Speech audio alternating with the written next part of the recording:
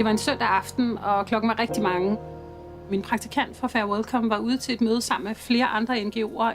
Der fik vi at vide, at der var en kæmpe koncentration af flygtninge, der lå og rodede rundt på Hovedbanegården. Så i nat så gik jeg derover ved en 11:30-tiden. Der var ret mange, der var lidt fjendtlige i det. De var også meget trætte, tror jeg, og var ved at prøve at sove i den der bidende kulde. Det var i november måned. Og lige pludselig så egentlig, det er ikke fordi jeg er ved at opgive, men der kan høre en, der klapper tænder så højt. Så kommer jeg rundt om hjørnet og ser så en mormor, som sidder med en hel masse mennesker. Og der sidder så, hvad der viser sig at være hendes datter, sidder og ammer et nyfødt barn.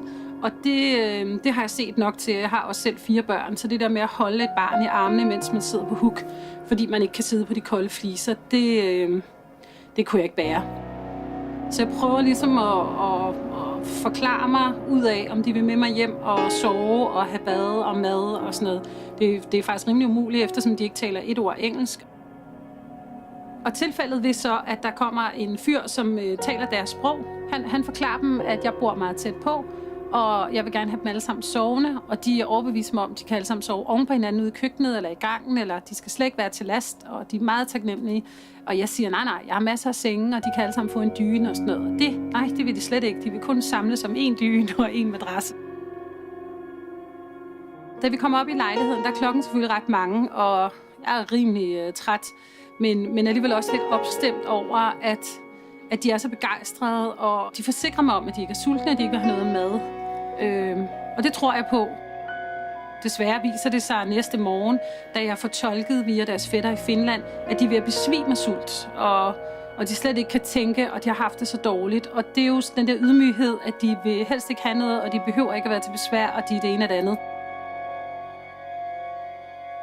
Faktisk, da jeg vågner om morgenen allerede, der kommer pigen hastigt på 11 år ind og lægger sig til mig i sengen og siger bare, I love you, I love you. Og der er ligesom et kærlighedsforhold startet allerede der.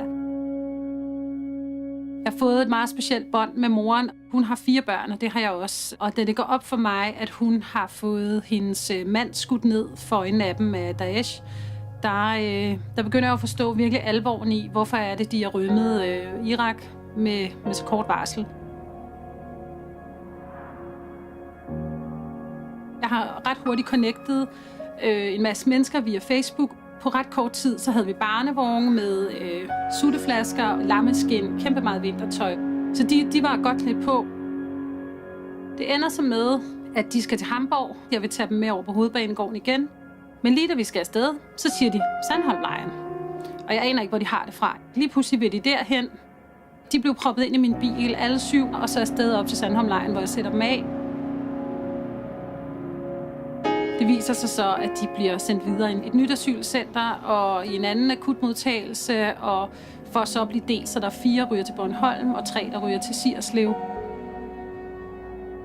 De er dybt opløst over det, og har grædt og har ikke noget at skulle have sagt. Ashin, som boede på Bornholm, har fået at vide, at hun bliver udvist til Tyskland, og nu er de i gang med sagsbehandlingen af resten af familien. De har alle sammen givet fingeraftryk i Tyskland, og det er jo reglen, når man så bliver sendt tilbage til der, hvor man første gang i det europæiske land har givet fingeraftryk. Og jeg har lidt håbet, at det ikke blev opdaget.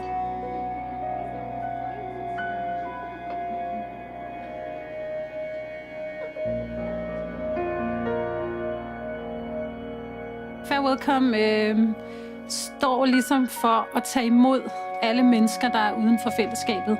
Og der kan vi bygge nogle broer og skabe noget åbenhed, og i øvrigt ligesom advokere for, at folk åbner sig og tager imod, hilser på buschaufføren, hilser på dem, der gør rent efter, og også vise den værdighed, som er skide gratis, altså, og det tager 1 sekund. Det kan vi alle sammen gøre, og der får helt kuldegysninger.